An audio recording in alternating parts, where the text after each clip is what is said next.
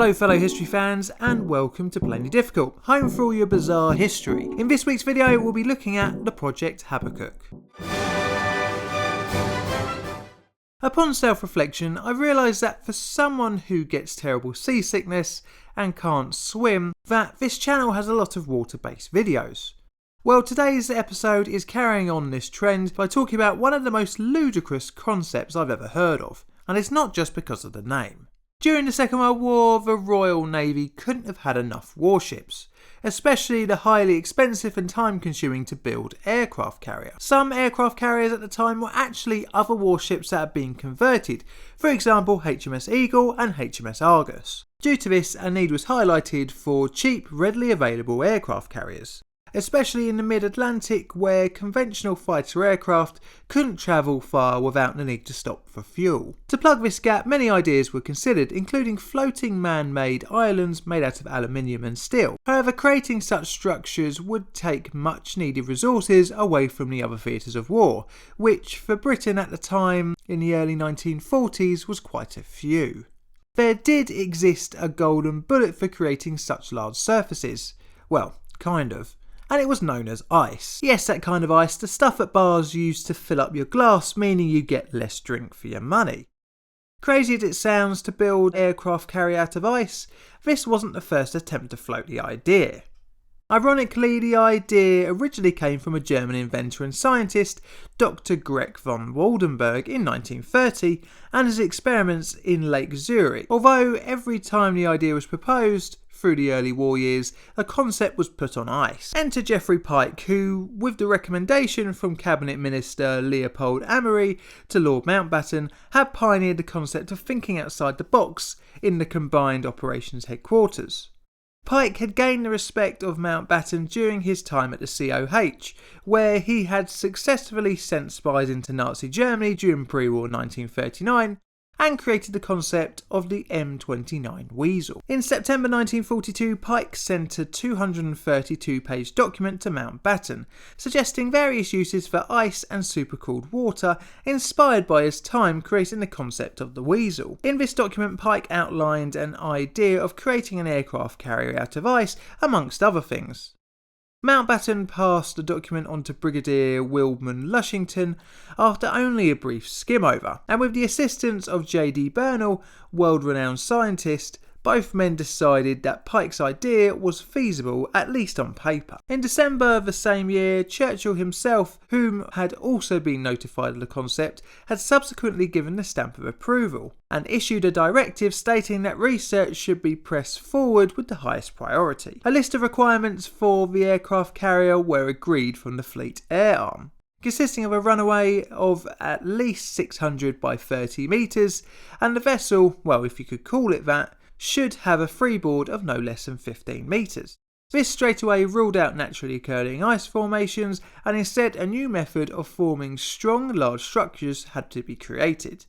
The project was then named Habakkuk. Ingeniously, Pike and his team created a whole new material for ice-based shipbuilding, with the very original name of Pykrete. This material had the benefits of ice but hardly any of its drawbacks. Basically, Pykrete was water mixed with wood pulp. Once these ingredients were frozen together, a material stronger than ice was created and benefited from being able to be shaped like wood or cast like metal.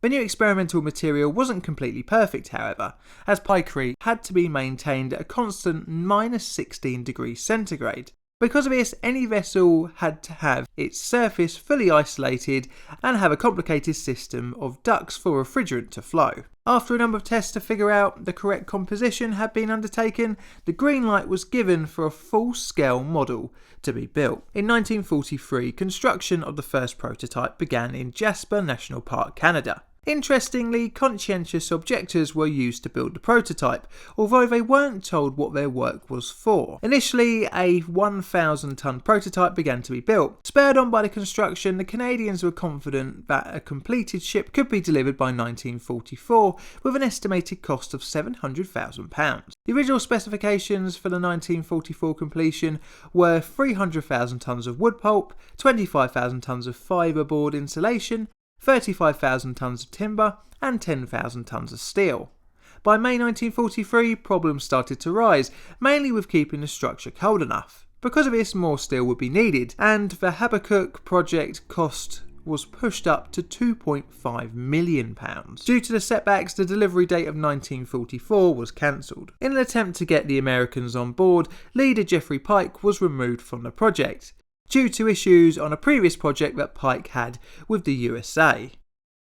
Even after Pike's departure, naval plans for a finished ship carried on being drawn up for delivery in 1945. More and more demands were put on the project, meaning that the vessel had to be all things for all people, by extending the deck for bomber support and making the ship impervious to torpedoes, meaning that the hull had to be over 40 feet thick. The final design, named the Berg ship, would displace 2.2 million tons and would house 150 twin-engined aircraft, which is many times bigger than the largest ever aircraft carrier, the USS Gerald R. Ford, which displaces a meagre 100,000 tons. Eventually in 1944, it was deemed that the project would cost more in materials and machinery than a whole fleet of normal aircraft carriers. The amount of steel needed for the refrigeration pipes alone would yield one carrier, plus longer range fuel tanks of aircraft and larger numbers of escort ships in the Atlantic meant that the Habakkuk project made no sense. Interestingly, Pykrete had proven itself to be a brilliant building material, as proven by the Mythbusters. Even the initial prototype didn't melt for 3 summers without any maintenance. Unfortunately, the material has stayed as somewhat of a curiosity,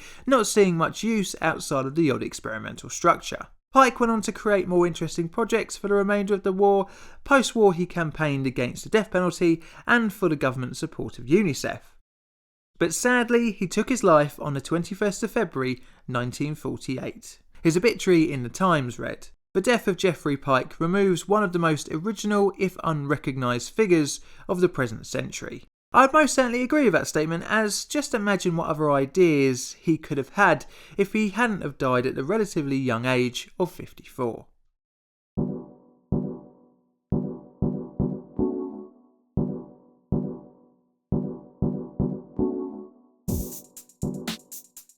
Thanks for watching, I hope you enjoyed the video. Do you know of any bizarre projects? Let me know in the comments below. Thanks as always to my patrons, and if you liked the video, leave a like, it really helps the channel grow. As usual, all my sources and social media links are in the description. Thanks for watching, and I look forward to seeing you on the next one.